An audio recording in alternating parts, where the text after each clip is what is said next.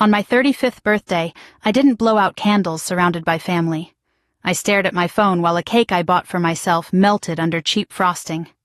On Facebook, my parents were cheering for my younger sister at the airport, filming her surprise trip to Rome. My father commented, "She's the only one who makes us proud." My mother added a red heart. I didn't cry. I didn't comment. I smiled, opened my banking app, and pressed withdraw. That was the moment everything changed, whether my family was ready or not. I was sitting at the small kitchen table in my apartment, the one just off base that always smelled faintly like detergent and burned coffee. The window was cracked open because the heater rattled too loudly when it ran, and outside I could hear traffic and a distant siren, the normal soundtrack of a weekday night. 35 years old, no balloons, no phone calls, just a single cupcake from the grocery store down the street and my phone lighting up with notifications that weren't for me. I had woken up that morning expecting something, anything. A text from my mother, a call from my dad, even a lazy HBD from my sister. Instead, I got silence. The kind of silence you learn to recognize when you've spent your whole life being the reliable one, the one people assume doesn't need checking on. I brushed it off at first, told myself they'd call later. They always had an excuse ready. By late afternoon, my phone buzzed. I thought, finally. But it wasn't a call. It was a Facebook notification. A video auto-played on my screen before I even touched it. My sister Emily was laughing at the airport, pulling a rolling suitcase behind her, my mother's voice squealing in the background. "She has no idea where we're taking her," my mom said, breathless with excitement. The caption read, "Surprise trip to Rome." So proud of this girl. The comments were pouring in: friends, relatives, church acquaintances, heart emojis, congratulations, jokes about pasta and wine.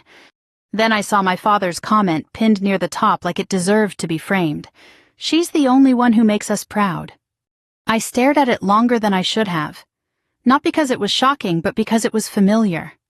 That sentence had followed me my entire life, just usually said behind closed doors, or implied in smaller ways. Seeing it written out for everyone to see felt like a bruise someone finally decided to poke in public. My mother had reacted to his comment with a heart. Just one click, no words. I set my phone down and looked at the cupcake. Vanilla with pink frosting. The bakery clerk had written 35 in crooked icing and smiled like it meant something. I hadn't even lit the candle yet. I didn't feel angry at first. I felt tired. Bone-deep tired. The kind that settles in when you realize you've been carrying something heavy for so long that you forgot what it felt like to put it down. I've been in the U.S. military for over a decade. I joined straight out of high school because I needed structure and because I needed out. I learned early how to keep my emotions contained, how to show up on time, how to carry more than my share without complaining. My parents loved telling people their daughter was serving. They loved the pride by association. But they never really loved the inconvenience of it, the missed holidays, the short phone calls, the long silences. Emily stayed close to home. She struggled according to my parents, struggled with school, struggled with motivation, struggled with finding herself. Every struggle came with support. Tutors, new cars, long talks at the kitchen table. I was the opposite. I was fine. I always had been. So they stopped asking. When my dad had a health scare years ago, I started sending money. At first it was occasional, then it became automatic. A few hundred every month into a joint account just in case. They said it helped with bills, insurance gaps, groceries. I never asked for receipts. They were my parents. I trusted them. That afternoon, after reading my father's comment for the 10th time, I picked my phone back up. I didn't open Facebook again. I opened my banking app. The joint account was still there, sitting quietly like it always had. I told myself I was just checking. Just curiosity, that's what I always told myself when something felt wrong. The transaction list loaded slowly, line by line. At first, everything looked normal: utilities, groceries, gas. Then I saw a charge from a travel agency. $4,000. Another charge 2 days later labeled hotel deposit. Then a boutique I recognized from my sister's Instagram posts. And finally a transfer with Emily's name on it. The memo read, gift. My chest tightened. I did the math in my head without meaning to. Years of transfers.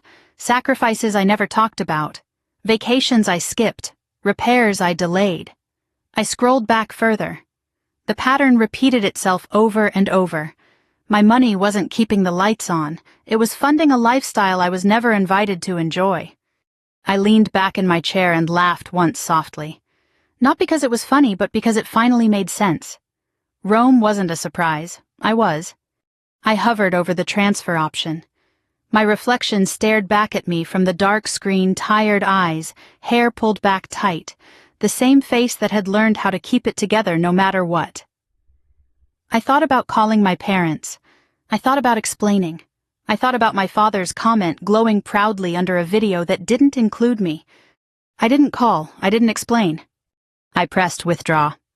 The confirmation screen popped up. I entered the amount careful and deliberate. My hands were steady. When the final confirmation appeared, I hesitated for half a second. Then I tapped confirm. The money didn't disappear all at once. It would take days to move it back in pieces. But the decision was instant, irreversible. As the screen refreshed, I felt something unexpected settle over me. Not guilt, not fear, relief. My phone buzzed again. Another notification. I ignored it. I lit the candle on my cupcake, watched the flame flicker, and made a wish I'd never made before.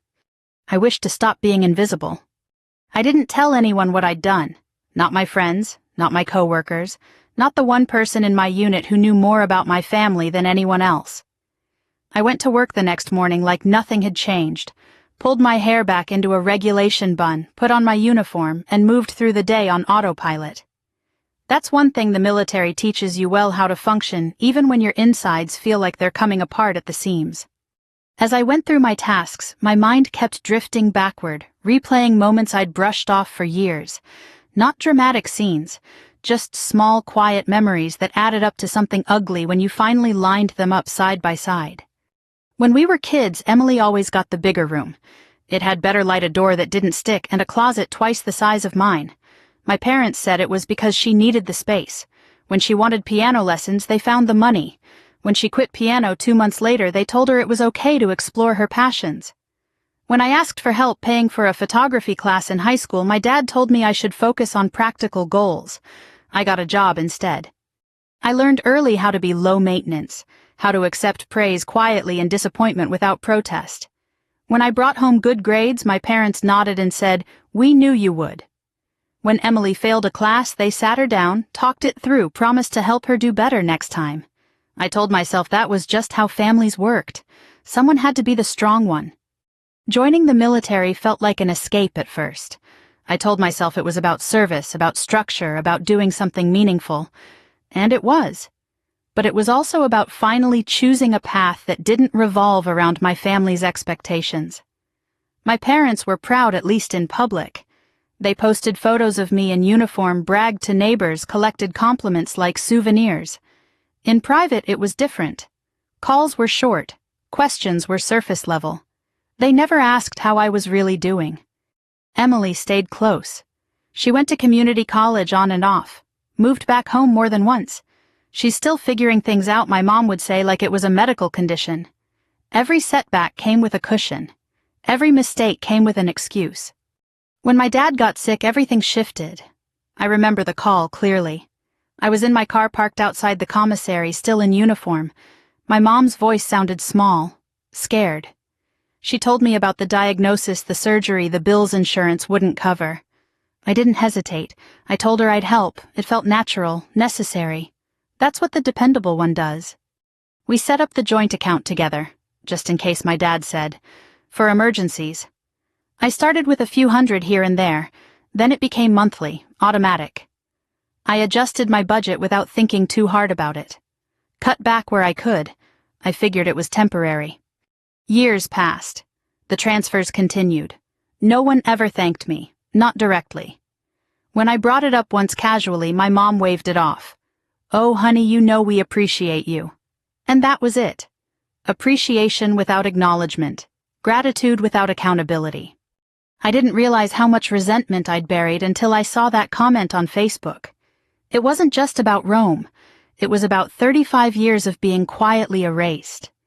By the time the money finished transferring back into my personal account, 3 days had passed. I checked my balance twice, half expecting something to reverse itself. It didn't. The number just sat there solid and real. Mine. That was when the phone calls started. The first one came from my dad. I let it go to voicemail, then another. Then a text. "Call me when you get a chance. There's an issue with the account." An issue. I stared at the message and felt a familiar pull in my chest, the urge to fix things, to smooth it over, to make everyone comfortable again. I ignored it. The next day my mom called. I answered out of habit. "Hi," she said, her tone tight. "We noticed a large amount of money is missing." I withdrew it, I said calmly. There was a pause on the line. "You what?" "I took my money back." "That money was for emergencies," she snapped. I almost laughed, like Rome. Another pause, longer this time. My dad's voice came on the line. "That's different." "How?" I asked. "Emily needed a break," he said. "She's been under a lot of stress." I felt something harden in my chest. "I've been sending money for years. You never once asked if I needed a break." "That's not fair," my mom said. "You're stronger, you always have been." There it was, the sentence that explained everything. I hung up without another word. Within hours, the guilt messages started rolling in. Emails, texts from numbers I hadn't saved. Family group chats that suddenly remembered I existed. Everyone had an opinion. Everyone thought they understood. No one asked why I'd done it. They just wanted it undone. That night, I sat on my couch and stared at the ceiling, listening to the hum of the refrigerator. I expected to feel sick with regret. Instead, I felt something close to calm. Like I'd finally stopped holding my breath. I didn't know what would happen next. I just knew I wasn't going back. By the fourth day, I stopped checking my phone every 5 minutes. Not because the messages had stopped, but because I finally understood what they were really saying. None of them were asking if I was okay. None of them were asking why I felt hurt. Every message, every missed call, every carefully worded email circled back to the same thing. The money. It was almost impressive how quickly the concern shifted once they realized the transfers weren't a bank error. My parents had never monitored that account closely before. They never needed to. I was consistent, predictable, reliable. I was the kind of person you could forget about and still count on. Until I wasn't. I went back to the banking app that night, not to move anything else, but to look more closely. I needed to see it clearly, without excuses, without the emotional fog I'd lived in for years. I sat at my kitchen table again, the same place where I'd eaten most of my meals alone, and scrolled slowly through the transaction history. It was worse than I thought. Rome hadn't been a one-time indulgence. There were airline tickets from the year before Paris, a resort deposit in Florida, designer stores I recognized because Emily had tagged them in selfies, smiling in mirrors with bags slung over her arm. There were transfers to her personal account labeled help rent, and once insultingly for being you. For being you. I counted it all. I didn't rush, I didn't skim. I added it up carefully, line by line, the way I'd been trained to do everything in my career. The final number made my stomach drop. Over $40,000. Money I'd earned. Money I'd sent in good faith. Money I'd told myself was for emergencies and medical bills. I leaned back in my chair and pressed my palms into my eyes until I saw spots.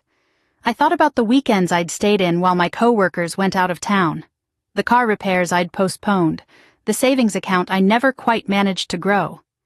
I thought about how many times I'd said I can't afford that right now without realizing I actually could have. I wasn't poor, I was subsidizing someone else's comfort. My phone buzzed again. This time it was Emily. "Hey, can you call me? Mom and Dad are freaking out." I stared at the message for a long moment before replying. "I'm at work. What's going on?" The dots appeared almost immediately. "They said you took money out of the account. Is that true?" "Yes." Another pause. Longer. "Why would you do that? They need it." That sentence did something to me. Not anger, not sadness, just clarity. Emily had no idea. Or maybe she did, and it was easier not to think about it. "They used it to send you to Rome," I typed. Her response came slower this time. "I didn't ask for that. I didn't know it was your money." I believed her. That was the worst part. Emily wasn't cruel. She was just accustomed to being protected from consequences. She lived in a world where things appeared when she needed them and disappeared when they became inconvenient. I know, I wrote, but it was. A few minutes passed before my phone rang. I stepped outside onto the narrow balcony, the night air cool against my skin, and answered. "Hey," Emily said. Her voice sounded smaller than usual. "They're really upset." "I imagine they are." "They said you're punishing them." I leaned against the railing and looked down at the empty parking lot. "I'm not punishing anyone. I'm taking responsibility for myself." "That money helped a lot," she said quietly. "So did my silence," I replied. She didn't have an answer for that. We hung up without resolving anything. I went back inside and poured myself a glass of water, my hands steady. For the first time in days, I slept through the night. The next morning my dad called again. This time I answered. "We need to talk," he said. "No greeting, no preamble." "I'm listening." "That money was part of our safety net," he said. "You can't just take it." I said evenly, because it was mine. "We had plans for it." "You never included me in those plans." He sighed, heavy and dramatic. "You don't understand how hard things have been." I almost said, "You don't understand how hard it's been for me," but I stopped myself. He wouldn't hear it. He never had. "You used my money for luxury trips," I said instead. "That wasn't the agreement." "We raised you better than this," my mom said sharply in the background. I closed my eyes. "You raised me to be responsible. That's exactly what I'm being." I ended the call before they could regroup.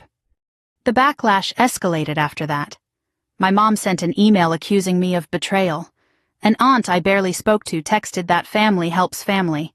A cousin asked if everything was okay, then suggested I apologize to keep the peace.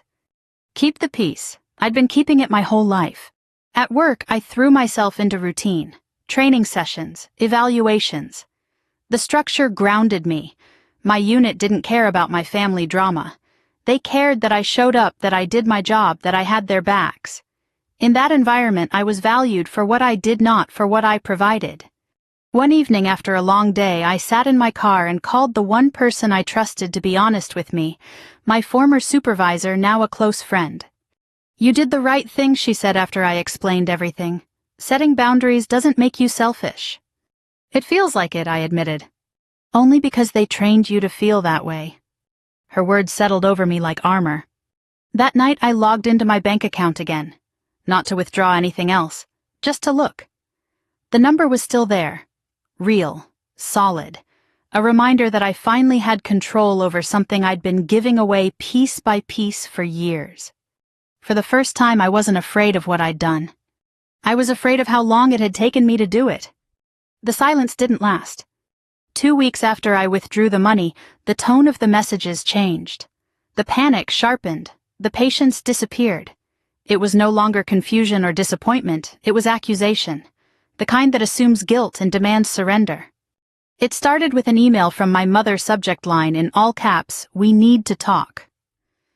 I opened it during my lunch break, sitting in my car with the engine off, the afternoon sun beating against the windshield. She didn't ask how I was doing. She didn't mention my birthday. She didn't even pretend this was about repairing a relationship. Instead, she wrote about stress, about bills, about how my father hadn't been sleeping, about how Emily was emotionally fragile after learning about the money. She said I'd blindsided them. She said I'd embarrassed the family. She said I needed to fix this quickly. The word apology appeared 3 times. The word money appeared 7. I closed the email and rested my forehead against the steering wheel. My hands were shaking, not from fear, but from the familiar pull to make things right at my own expense. That instinct didn't disappear overnight. It had been wired into me for decades. That evening my phone rang again. I didn't recognize the number, but the area code told me everything I needed to know. "Hello," I answered. "This is Aunt Carol," a voice said briskly. "Your mother is beside herself."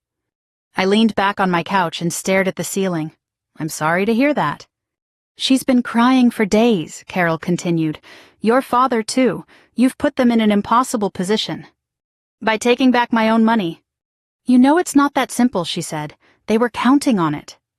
I closed my eyes. "Counting on me," I corrected. She sighed. "Family doesn't keep score." I almost laughed. Family shouldn't keep receipts either. But here we are. The call ended awkwardly like all the others. No resolution, just pressure. The next escalation came publicly. I woke up one morning to a flood of notifications. My mother had posted on Facebook, not naming me directly at first, but not hiding either. Sometimes the people you sacrifice the most for are the ones who hurt you the deepest. Family values don't mean what they used to. Praying for wisdom. The comments poured in sympathy, validation, thinly veiled judgments. A few people tagged me outright.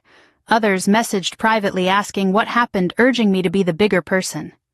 I sat on the edge of my bed, phone in hand, and felt something inside me go very still.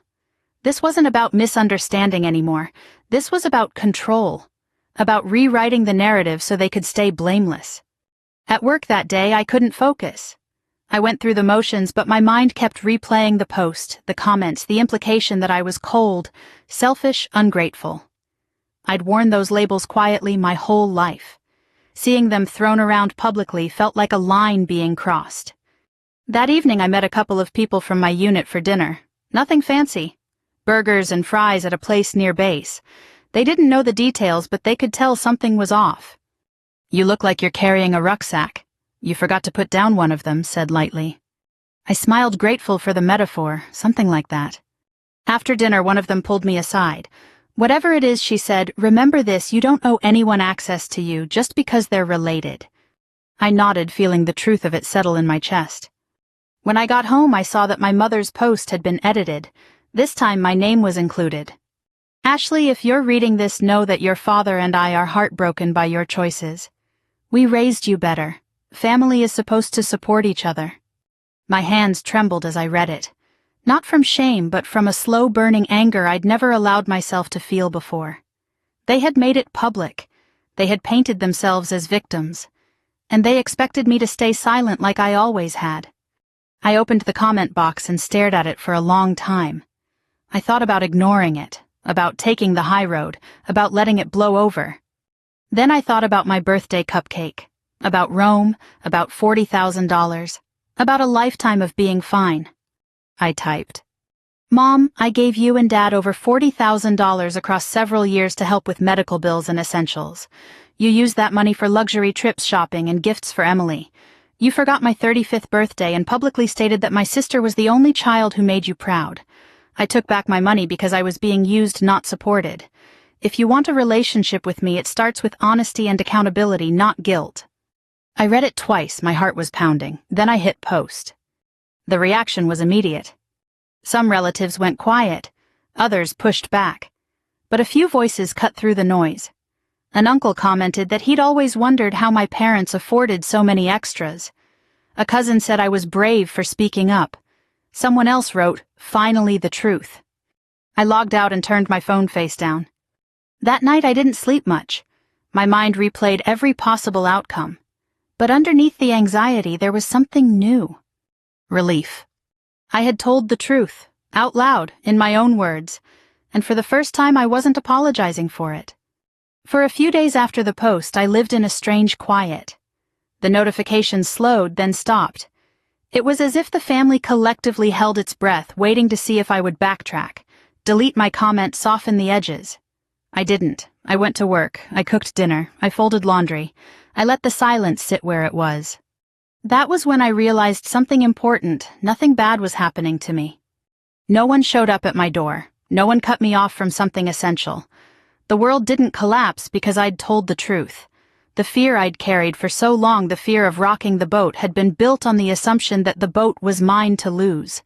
It wasn't. It never had been. With the money back in my account, I made myself slow down. I didn't splurge. I didn't make any dramatic purchases. I opened a notebook and wrote down things I'd put off for years because I'd convinced myself they were indulgent or irresponsible. A reliable emergency fund. A certification course I'd wanted to take but never had time or money for. Physical therapy for an old training injury I'd ignored too long. Small things. Sensible things. Things that were suddenly possible. I enrolled in a professional certification program related to logistics and operations, something that could translate well when my military career eventually ended.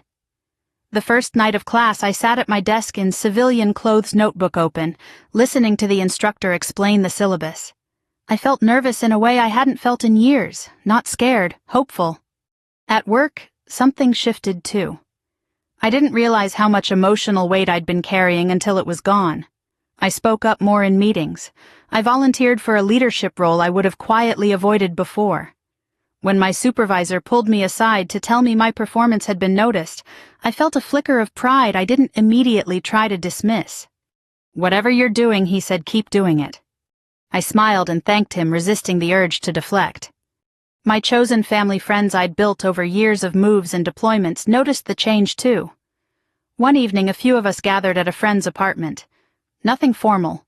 Takeout containers spread across the counter, music low in the background. "You seem lighter," someone said, handing me a drink. "I feel lighter," I admitted. They didn't press. They didn't need details. They just clinked their cups against mine and smiled. That simple, wordless support meant more than any forced apology ever had. Emily texted me a few times during that stretch. Her messages were cautious, uncertain. "I didn't know things were that bad. I'm sorry. Can we talk sometime?" I didn't respond right away. Not because I was punishing her, but because I needed space to figure out what I actually felt. I knew she hadn't orchestrated everything. I also knew she'd benefited from it without question. Both things could be true. Meanwhile, my parents stayed quiet. No calls, no emails, no new posts. I suspected they were regrouping, deciding on their next move. It came a week later in the form of a voicemail from my father. "Your mother and I would like to talk in person," he said. His voice was measured, controlled. "This can't be resolved over social media. We're family. We should handle this like adults." I listened to it twice before deleting it. Later that night I replayed it in my head. Handle this like adults. The phrase landed differently than it once would have. Adults didn't forget birthdays. Adults didn't take money under false pretenses. Adults didn't manipulate public opinion to avoid accountability. I texted Emily back that night, "If we talk, it has to be honest. And it has to be separate from Mom and Dad." She responded almost immediately, "I understand." We met for coffee a few days later. She looked different, quieter, less polished. She fiddled with her cup while she talked, eyes downcast. "I didn't know they were using your money like that," she said. "I should have asked." "Yes," I said gently, "you should have." She nodded, tears gathering but not falling. "I'm trying to figure out who I am without them fixing everything." I believed her, or maybe I believed she wanted to try. That was enough for now. As for my parents, I didn't rush to meet them. I wasn't avoiding the conversation, I was preparing for it. I wrote down what I wanted to say, not accusations, boundaries, clear lines that didn't waver depending on guilt or pressure. I didn't know how it would end, I just knew one thing for certain. This time I wasn't going to disappear to make them comfortable. The restaurant was quiet in the way upscale places always are on a weeknight, low-lighting soft music, the clink of glasses instead of conversation. I chose it deliberately, public enough to keep tempers in check, neutral enough that no one could claim home field advantage. I arrived early and asked for a table in the back. When I sat down, I placed my phone screen down and took a slow breath. I wasn't here to fight. I wasn't here to win. I was here to tell the truth and see what happened when I didn't soften it. Emily arrived first. She looked nervous, scanning the room before she spotted me. We hugged, brief, careful, and sat side by side. Neither of us spoke. We didn't need to. We were both waiting for the same thing. My parents walked in exactly on time. My mother's posture was rigid, her purse clutched tight against her side. My father looked thinner than I remembered, his jaw set in that familiar way he used when he wanted to project authority without raising his voice. We exchanged polite hellos and ordered water. The silence stretched. My father cleared his throat. "Thank you for agreeing to meet." "I didn't agree to be lectured," I said calmly. "I agreed to talk." My mother's lips pressed together. "We want to fix this." I nodded. "Then let's be honest." My father folded his hands. "What you did hurt us." "What you did hurt me," I replied, "for years." My mother sighed sharply. "We've already said we made mistakes."